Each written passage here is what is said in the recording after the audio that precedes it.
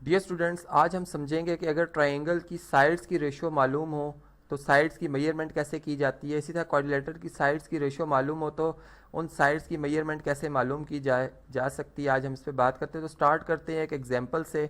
यहाँ एग्जांपल में हम डिस्कस करेंगे पहले ट्रायंगल को, ठीक है। तो मैं यहाँ पे एक ट्रायंगल कंस्ट्रक्ट कर रहा हूँ कि सपोज हम करते हैं कि ये जो हमारे पास साइड है इसकी, ये जी 39 सेंटीमीटर, चलें इसको 39 लिख देते हैं यहाँ पे, ये 39 सेंटीमीटर है, ठीक है। अब इसकी जो सेकंड साइड आ रही है ट्रायंगल की, ये हम फर्ज करते हैं जी ये हमारे पास जो है ये 52 सेंटीमीटर है, ठीक है। चलें इसको इधर लिख भी देते हैं कि ये ए वर्टेक्स है, ये हमारे पास जी बी वर्टेक्स है, और ये हमारे पास जी सी है। अब आप ए और सी को जब ज्वाइन करते हैं इस तरह से, तो अब जो ये हमारे पास साइड आती है ये 65 सेंटीमीटर आ जाती है, ठीक है। अब इस ट्रायंगल के हवाले से अगर आप देखें तो इधर हमें दो बातें पता चल रही हैं कि अगर इसकी तमाम साइड्स का सम किया जाए, ठीक है, तो ये हमारे पास जो बनता है, यानी ये इसकी मेजरमेंट अगर देखें तो ये 39 सेंटीमीटर है। इसी तरह मैयर जो हमने बी सी लाइन सेगमेंट लिखी है ये हमारे पास कितनी है जी 52 सेंटीमीटर है। और इसी तरह से जो हमारे पास मैयर सी ए लाइन सेगमेंट है, इसकी अगर आप मेजरमेंट करें तो ये आपके पास ये 65 सेंटीमीटर है, जो कि बता दी गई है। तो ये बेसिकली जो होता है ये पेरीमीटर होता है, यानी ट्रायंगल या किसी भी क्लोज्ड फिगर की तमाम साइड्स का सम करना वो उसके पेरीमीटर को बताता है। तो यहाँ पर जो इस ट्रायंगल का जो हमारे पास पेरीमीटर बनता है वो 156 सेंटीमीटर बनता है, ठीक है। अब इसकी मदद से, यानी ये एक बहुत इंपॉर्टेंट पार्ट है इस क्वेश्चन का कि पेरीमीटर मालूम हो आपको, ठीक है। अब इसके बाद रेशियो का कंसेप्ट आ जाता है कि रेशियो जो साइड्स में रेशियो वो किस हिसाब से हैं, ताकि हम एग्जैक्ट उन साइड्स को उनकी मेजरमेंट के हवाले से मालूम कर सकें। तो अगर आप देखें तो हमारे पास जो पहली साइड है वो 39 है। अब यहाँ में यूनिट नहीं लिख रहा है इस वजह से कि रेशियो में यूनिट नहीं होते, ठीक है, और अगर लिख भी देंगे तो वो कैंसिल आउट हो जाएंगे। इसी तरह थर्ड साइड जो हमारे पास आ रही है वो 65 आ रही है। अगर आप इसको मज़ीद सिंप्लीफाई करें, यानी रेशियो को उसकी लीस्ट फॉर्म तक लेके जाएं, तो यहाँ पर ये 3 मल्टीप्लाई बाय 13 लिखा हुआ है।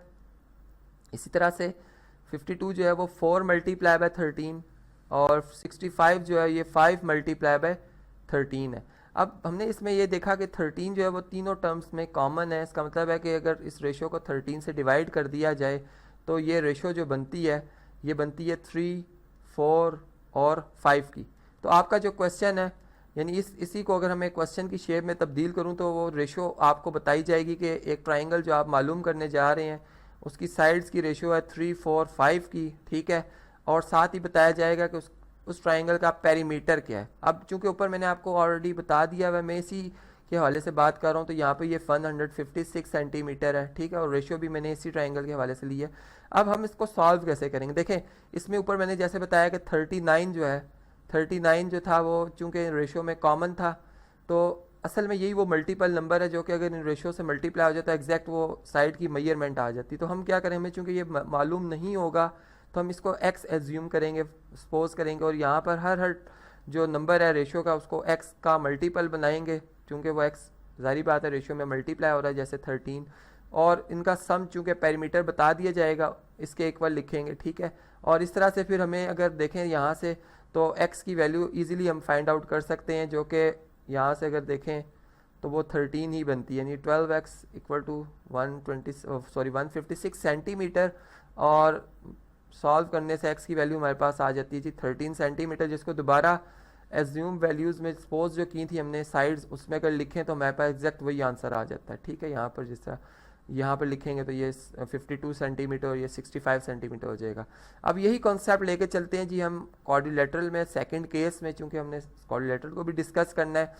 फ़र्ज करते हैं क्वाड्रिलेटरल यहाँ पे बनाते हैं। देखें मैं कहता हूँ कि क्वाड्रिलेटरल की पहली साइड जो है वो हमारे पास ये है 6 सेंटीमीटर, ठीक है। दूसरी साइड जो आ रही है जी वो 12 सेंटीमीटर है, चलें जी ये 12 सेंटीमीटर आ गई।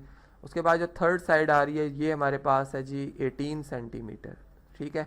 अब 18, चलें जी इसको ज़रा और ज़रा लेंथी बना देते हैं। अब जो हमारे पास फोर्थ साइड आ रही है ये हमारे पास, चलें इसको, ये हमारे पास जी 24 सेंटीमीटर है, ठीक है। अब यहाँ से अगर हम देखें तो इसका जो पेरीमीटर बनता है, पेरीमीटर बनता है अगर इन तमाम साइड्स का सम किया जाए तो ये 60 सेंटीमीटर बनता है, ठीक है। आप देख भी सकते हैं कि 6 और 24 को ऐड कर लें 30, और 18 और 12 30 बनता है और 60 हो जाएगा। और साथ ही रेशो अगर देखी जाए साइड्स में, तो ये रेशो बनती है जी, यहाँ पे चलें लिखते हैं।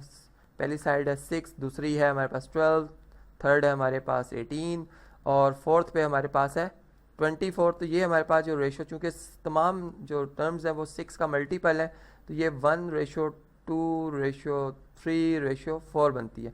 अब बिल्कुल यहाँ से ये क्वेश्चन आपका बिल्कुल ऊपर जैसा ट्राइंगल के केस में मैंने बताया था उससे रिजेंबल कर गया। अब आप इसमें क्या करेंगे, हर रेशो के हर नंबर को x से मल्टीप्लाई करके पैरीमीटर के इक्वल लिख के x की वैल्यू मालूम करेंगे और उसको दोबारा सब्सिट्यूट कर देंगे जो हमने सपोज की होंगी वैल्यूज। तो आपने देखा कि जब हमें रेशोज मालूम हो ट्राइंगल की साइड्स की या क्वाड्रिलेटरल की साइड्स की, तो हम कैसे पैरीमीटर की मदद से उन साइड्स की मेजरमेंट और रेशो की मदद से वो मालूम कर सकते हैं।